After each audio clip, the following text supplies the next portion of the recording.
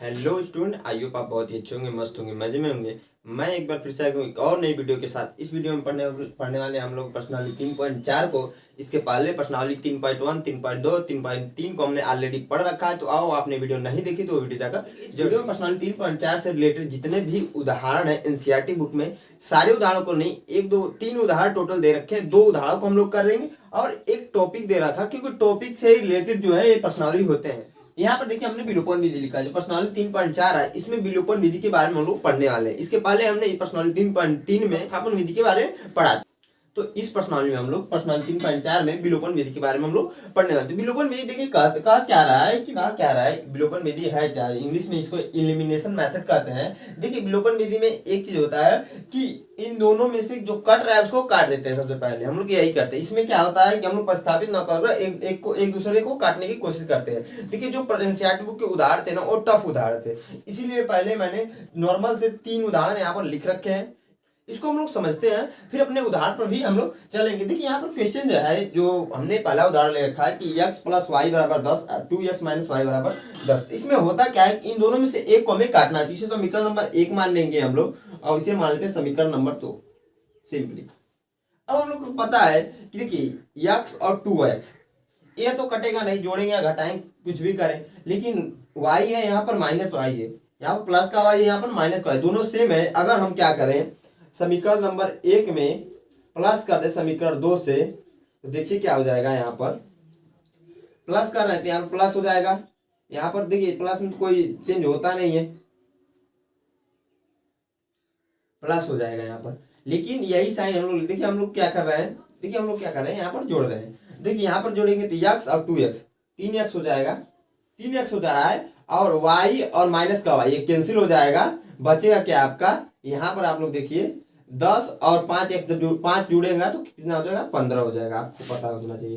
तो x बराबर यहाँ से हम लोग कह सकते हैं कि x बराबर 15/3। 3 से काटेंगे तो 5 बार में कटेगा, तो x की वैल्यू आ जाएगी यहाँ से 5। देखिए यहाँ पर हम लोग जो विलोपन विधि से x इक्वल टू 5 निकाला है ना, जब आप प्रतिस्थापन विधि से इसको करेंगे ना, तब भी x इक्वल टू 5 ही आएगा। ग्राफ विधि से करेंगे तब पर भी x इक्वल टू 5 ही आएगा। मान में डिफरेंस, जो आंसर हमारा जो उत्तर मिल रहा है उसमें डिफरेंस नहीं हो रहा है। बस क्या किस में डिफरेंस हो रहा है, तो विधि में बस किस में डिफरेंस हो रहा है, तो वो हमें क्वेश्चन को करने की जो हम मेथड का उपयोग कर रहे हैं उसमें हम लोग को चेंज कर रहे हैं। यहाँ पर x की जो वैल्यू है, क्या करेंगे, x का मान समीकरण 1 में रख देंगे। समीकरण 1 में रखने पर, जब समीकरण 1 में रखेंगे तो देखिए क्या होगा यहाँ पर, तो x प्लस वाई बराबर 10 है, तो x का स्थान मैंने 5 रख दिया, 5 प्लस वाई बराबर 10। इसको इधर जब लेकर आएंगे तो देखिए y बराबर हो जाएगा 10 माइनस का 5, तो हो जाएगा y बराबर आपका 5। यानी कि x बराबर भी 5 आ गया, y बराबर भी 5 हो गया। यह हमारा पहला क्वेश्चन था, पहला उदाहरण था, पहला एग्जाम्पल था। अब दूसरे एग्जाम्पल को देखिए, इसमें भी सेम चीजें वही है, सारे फंडामेंटल वही है। बस यहाँ पर ध्यान देने वाली बात यह है कि x माइनस वाई बराबर 7 दिया, x प्लस 10 वाई बराबर 4 दिया। तो यहाँ पर y को हम न कैंसिल करके x को कैंसिल करेंगे, क्योंकि x और x वाले दोनों सेम है। तो हम क्या करेंगे, यहाँ पर समीकरण नंबर 1 इसको मानेंगे, इसको मानेंगे समीकरण नंबर 2। अब हम लोग क्या करने वाले हैं, बेसिकली सिंपली देखिए यहाँ पर जोड़ेंगे तो कटेगा नहीं, x कटेगा नहीं, क्योंकि x से भी x से भी हम घटाएंगे। समीकरण 1 में से समीकरण 2 को घटा देंगे, ऐसे कर देंगे, डायरेक्टली हो जाएगा हमारा। तो देखिए क्या होगा, x माइनस का y, ब्रैकेट में कर सकते हो माइनस, यहाँ पर ले लेना, x प्लस 10y इक्वल हो जाएगा। देखिए हमने लेफ्ट हैंड साइड वाले को एक तरफ लिख लिया और राइट हैंड साइड को एक तरफ लिखेंगे। देखिए 7 और माइनस, क्योंकि माइनस कर रहे हैं तो पूरे माइनस होगा, तो -4 हो जाएगा। देखिए x माइनस का y, ये माइनस अंदर ले जाएंगे, देखिए -x हो जाएगा, माइनस का 10y हो जाएगा बराबर 7 माइनस का 4। देखिए अब क्या होगा, माइनस से माइनस कैंसिल, माइनस x से प्लस x कैंसिल हो जाएगा, -y या -10y -11y हो जाएगा, बराबर हो जाएगा 3 आपका। तो y बराबर हो जाएगा -3/11। यहाँ पर हमने y की वैल्यू निकाल दी। अब सिंपली y का मान क्या करेंगे, y का यह मान समीकरण एक में रखते हैं। एक में रखने पर, जब एक में रखेंगे तो देखिए क्या होगा, यहाँ पर डायरेक्ट में रख दे रहा हूं यक्स माइनस ब्रैकेट में माइनस 3/11 ब्रैकेट बंद बराबर 7। देखिए यक्स यहाँ पर गुणा होगा तो प्लस हो जाएगा 3/11, माइनस माइनस का जब गुणा हो रहा है माइनस यहाँ पर भी माइनस यहाँ पर जब गुणा होगा तो प्लस हो जाएगा 7। तो यक्स बराबर देखिए इसको जब इधर लेकर आएंगे तो 7 माइनस 3/11, 7 माइनस 3/11।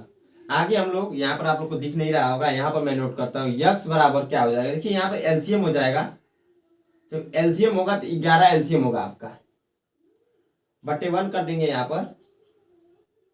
तो देखिए यहाँ पर जब 1 करेंगे ना तो 11 है, यहाँ पर 1 से जब भाग देंगे तो 11 बार में भाग जाएगी, और 11 का जब इसमें गुणा करेंगे 7 से तो 77 हो जाएगा। 77 माइनस का 3, यानी कि यक्स बराबर हो जाएगा 77 में से जब 3 जाएगा तो कितना बचेगा, आप लोग खुद से बताइए। तो यक्स बराबर हो जाएगा आपका 74/11।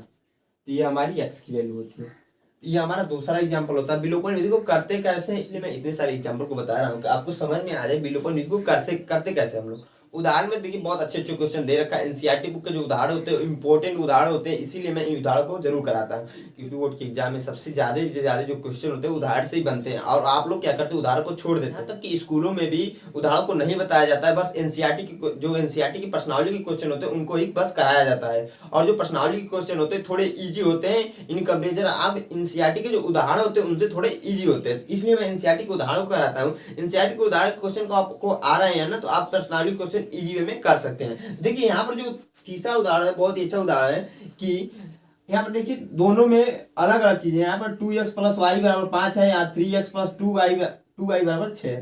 तो देखिए यहाँ पर क्या है कि यहाँ पर आप किसी को जोड़े या घटाएं तो कटेगा नहीं कोई ना कोई। अब यहाँ पर विलोपन विधि हम लोग क्या करते हैं, इन दोनों में से किसी कोई एक में क्या करते हैं, गुणा कर देते हैं सिंपली। देखिए y यहाँ पर है, यहाँ पर 2y है, यहाँ इससे देखिए 2x है प्लस y + 5 है, 3x + 2y = 6। तो या तो x वाले किसी संख्या में गुणा करना है हमें, दोनों सब में गुणा होगा। कहने का तात्पर्य यह है कि अगर हम 2 का गुणा इसमें कर दें, इस समीकरण में कर दें, और 3 का गुणा इस समीकरण में कर दें, तो हमारा जो वैल्यू है वो निकल जाएगा, यानी कि एक कैंसिल हो जाएगा। विलोपन विधि करने का तात्पर्य यही होता है। तो हम इसमें ना गुणा करके इसको करेंगे, क्योंकि देखिए यहाँ पर y से y है, एक y है, तो इसमें गुणा एक का करना नहीं पड़ेगा हमें, बस गुणा किसका करना पड़ेगा, तो 2 का इसमें गुणा करना पड़ेगा हम लोग को। हम क्या करेंगे, सिंपली 2 का गुणा इसमें जब करेंगे समीकरण एक में, इसको समीकरण 1 मानेंगे, समीकरण 2 मानेंगे। देखिए जब गुणा हम लोग करेंगे तो देखिए क्या होगा, गुणा करेंगे तो गुणा करेंगे किससे, 2 गुणे समीकरण 1। सिंपली आप इसको नोट कर लीजिएगा अच्छे से। कैसे नोट करना है, तो हम लिखेंगे 2 का गुणा समीकरण नंबर 1 में करने पर। तो हम जब गुणा कर रहे हैं तो देखिए क्या हो रहा है, 2 दूना 4 यक्स हो जाएगा। डायरेक्ट में कर रहा हूँ, 2 का गुणा इसमें करेंगे 4x + 2y बराबर, दोनों तरफ करेंगे गुणा 10।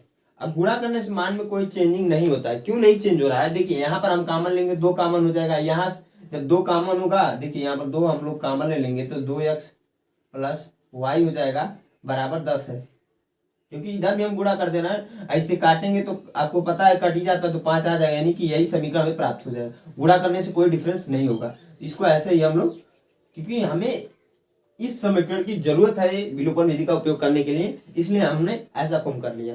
तो अब देखिए क्या करेंगे, दूसरे समीकरण को लिखेंगे, इस समीकरण नंबर 3 मानेंगे। तो दूसरा समीकरण क्या है, 3x + 2y = 6। अब क्या करेंगे हम लोग, सिंपली समीकरण 1 में से माइनस समीकरण 2 कर देंगे। जब करेंगे देखिए यहाँ पर माइनस होगा, यहाँ पर माइनस होगा, यहाँ पर भी माइनस हो जाएगा। तो फिर क्या होगा, देखिए यहाँ पर 4x में से जब 3x निकलेगा तो x बचेगा बराबर, ये पूरा आपका कैंसिल ही हो जाएगा, क्योंकि प्लस का 2y है, माइनस का 2y है, तो कैंसिल हो जाएगा। यहाँ पर देखिए 10 में से जब 6 जाएगा तो देखिए 4 बचेगा बस। तो x की वैल्यू जो हमें मिल जाएगी, x = 4। अब सिंपली कुछ करने की जरूरत नहीं है, हम लिख देंगे क्या कि समीकरण, यहाँ पर क्या है, यक्स का मान समीकरण तीन में रखे, एक में रखते हैं, एक में रखने पर जब एक में रखेंगे तो देखिए क्या होगा, 2x प्लस वाई बराबर 5। 2x प्लस वाई बराबर 5 है तो x के स्थान पर रखेंगे 2 गुणे 4 प्लस वाई बराबर 5, गुणावत 8 प्लस वाई बराबर 5 हो जाएगा आपका। तो जब इसको इधर लेकर आएंगे देखिए y बराबर हो जाएगा 5 माइनस का 8 इक्वल में हो जाएगा y बराबर माइनस का 3, घटाएंगे तो। इस तरीके से हमने 3 उदाहरण ले रखा था विलोपन विधि को समझने के लिए। तो आई होप विलोपन विधि आप लोग को समझ में आई होगी कि विलोपन विधि के क्वेश्चन को हम लोग करते कैसे हैं। तो ये 3 उदाहरण थे, आप इसको नोट करना चाहते हैं तो नोट कर लीजिए, समझने की इसको स्क्रीनशॉट ले लीजिए। वीडियो अच्छा लग रहा हो आप लोगों को तो एक लाइक जरूर कीजिए। हम बढ़ते हैं अपने पर्सनालिटी 3.4 का जो है ग्रामर उदाहरण है एनसीईआरटी बुक का, उसको करते हैं। आप इसको नोट कर लीजिए या फिर ले लीजिए इसका स्क्रीनशॉट। हाँ तो दोस्तों, जो पर्सनालिटी 3.4 का पहला उदाहरण है, इसमें 11 नंबर पर दिया एनसीईआरटी बुक में। उदाहरण क्या कह रहा है कि दो व्यक्तियों की आय का अनुपात 9/4 है। दो व्यक्तियों की आय का अनुपात 9/4 है और उनके खर्चों का अनुपात दिया है 4/3 है। यदि प्रत्येक प्रति महीने में 2000 रुपये बचा लेते हैं तो उनकी मासिक आय ज्ञात करना है, हमें बताना है कि मासिक आय कितनी। हम क्या करेंगे, देखिए यहाँ पर आपने पिछली कक्षाओं में पढ़ा होगा, ऐसे क्वेश्चन कुछ पढ़ा होगा, क्लास 9 में ही पढ़ा होगा कि जो अनुपात, देखिए जो यहाँ पर आय का अनुपात है उसे यक्स मानेंगे दोनों को, और जो खर्चों का अनुपात है उसे हम वाई मान लेते हैं। सिंपल सी चीज है। तो हम क्या करेंगे, देखिए आय का अनुपात क्या दे रखा है, आय का अनुपात क्या दे रखा है, देखिएगा आप लोग ध्यान से, अनुपात दिया है 9/7 यानी कि 9/7। हम मानेंगे क्या है यहाँ पर,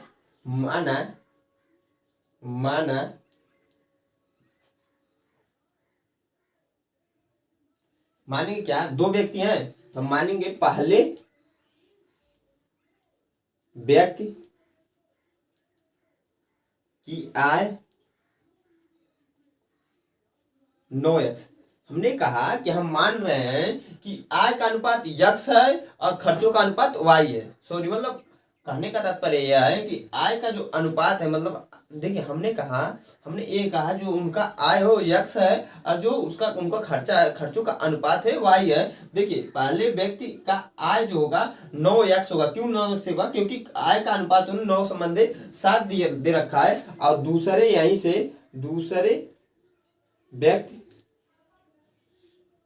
व्यक्ति की आय जो होगी वो 7x होगी। अब दूसरा इसमें जो कंडीशन दे रखा है उनके खर्चों का अनुपात, तो सबसे पहले क्या करेंगे, खर्चों का अनुपात क्या है, पहले खर्चों का अनुपात है 4/3। तो यहां से कह सकते हैं यहां से कह सकते हैं कि पहले व्यक्ति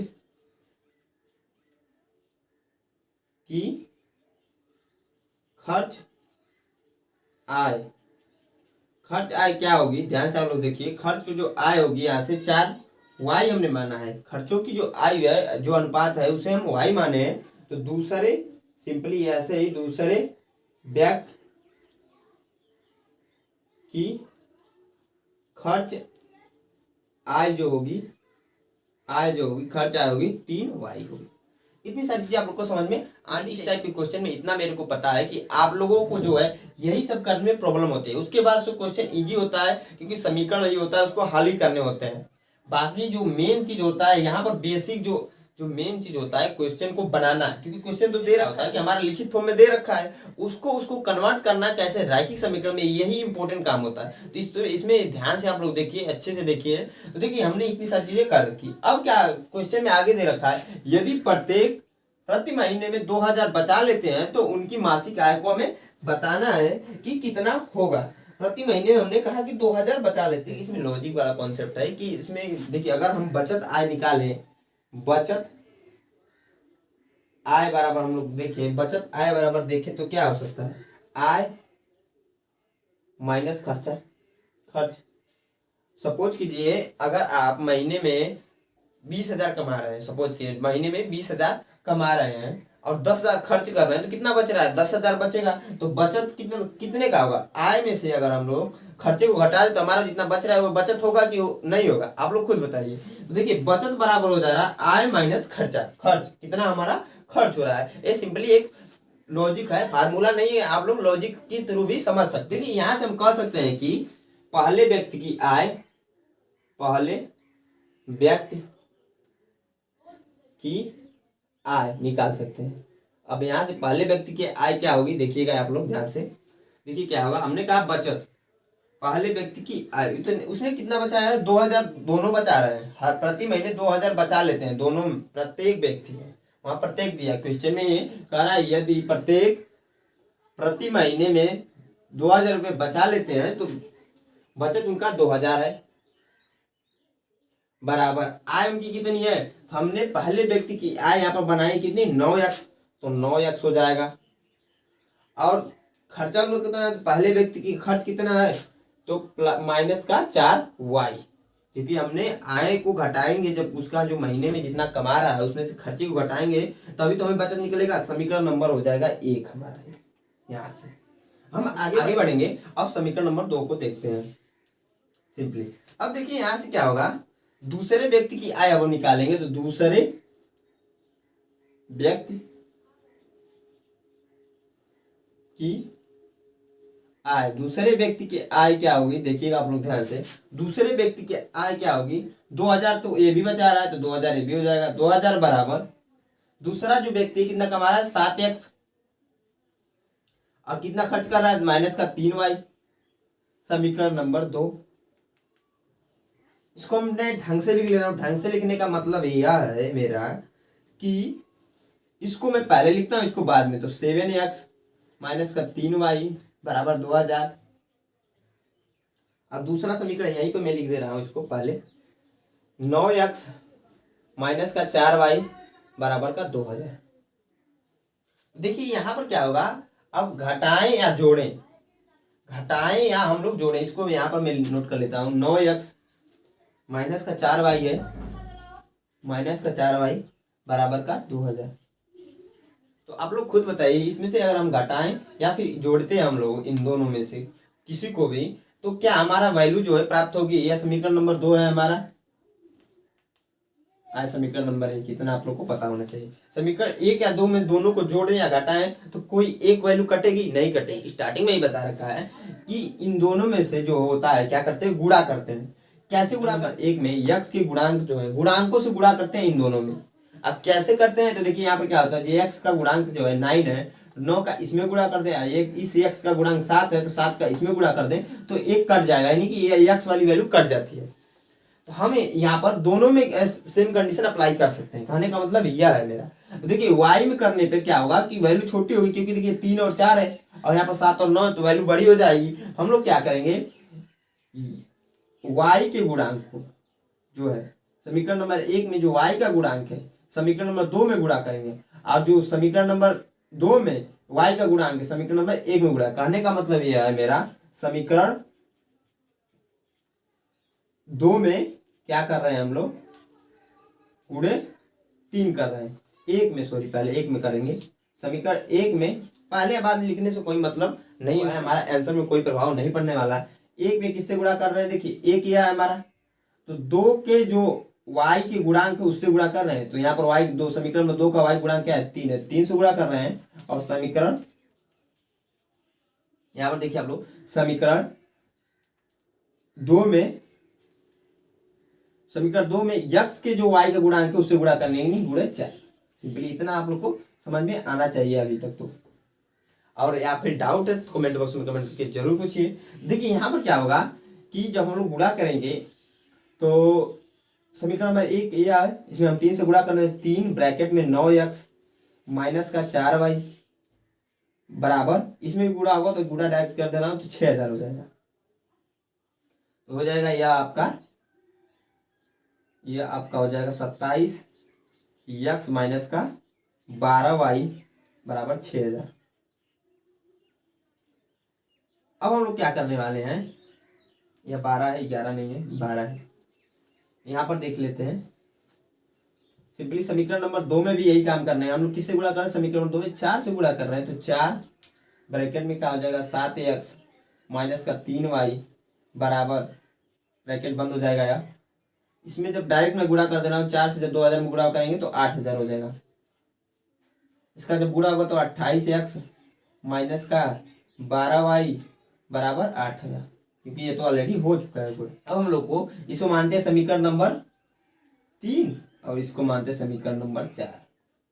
इधर मैं नहीं लिख रहा हूं क्योंकि देखिए यहाँ पर अभी जरूरत पड़े शायद लिखने की। देखिए यहाँ पर क्या होगा, समीकरण नंबर 3 प्लस कर देंगे समीकरण नंबर 4 को, हमने जोड़ दिया। तो अब देखिए क्या होगा, 27x जोड़ेंगे तो नहीं होगा, घटाएंगे, क्योंकि घटाने पर भी वैल्यू हमें मिलेगी। तो माइनस करेंगे यहाँ पर 27x माइनस का 12y, लेफ्ट हैंड साइड को एक तरफ लिखते हैं, राइट हैंड साइड को एक तरफ हम लोग लिखते हैं। ये तो होगा पहले तीसरे समीकरण के लिए। अब चौथे समीकरण में लेफ्ट हैंड साइड में क्या है, माइनस लगा दें, क्योंकि माइनस हम कर रहे हैं। तो 28 यानी कि 28x माइनस का 12y ब्रैकेट बंद बराबर 6000, तो 6000 रहेगा आपका, माइनस कर रहे हैं 8000 में। अब सिंपली क्या होगा, देखिए 27x माइनस का 12y, ये माइनस अंदर जाएगा तो माइनस 28 हो जाएगा, x हो जाएगा, प्लस हो जाएगा, माइनस और माइनस प्लस हो जाएगा 12y बराबर, देखिए यहाँ पर 6000 है, 8000 माइनस हो जाएगा 2000। अब देखिए यहाँ पर क्या होगा, 27x है माइनस 28x, जब घटेगा तो माइनस x बचेगा, और माइनस का 12y या प्लस का 12y कैंसिल हो जाएगा, बराबर बचेगा माइनस का 2000। माइनस से माइनस कैंसिल, यानी कि x की जो वैल्यू आ जाएगी, आप लोग को दिख रहा होगा, आ गया 2000। हम जो है y की वैल्यू नहीं निकालना है। क्यों नहीं निकालना है, तो उनकी मासिक आय हम लोग से बस पूछ रहा है, खर्चा नहीं पूछ रहा है, कितना खर्च कर रहे हैं, बस वो महीने का कितना कमाते हैं यही हमसे पूछ रहा है। तो हम क्या करेंगे यहाँ पर, देखिए पहले व्यक्ति के लिए जो हमने आय निकाली है 9x, इसमें गुणा रखकर x के स्थान पर गुणा कर देंगे तो पहले व्यक्ति की आय निकल जाएगी। और दूसरे व्यक्ति के लिए भी सेम काम करेंगे, तो हम लिखेंगे क्या पर, पहले व्यक्ति की मासिक आय, पहले व्यक्ति की मासिक आय 9x है, तो हम क्या करें, 9 गुणे 2000 कर देंगे, तो 18000 हो जाएगा। यानी कि पहला जो व्यक्ति है वो 18000 महीने कमा रहा है। दूसरे व्यक्ति की मासिक आय, तो दूसरे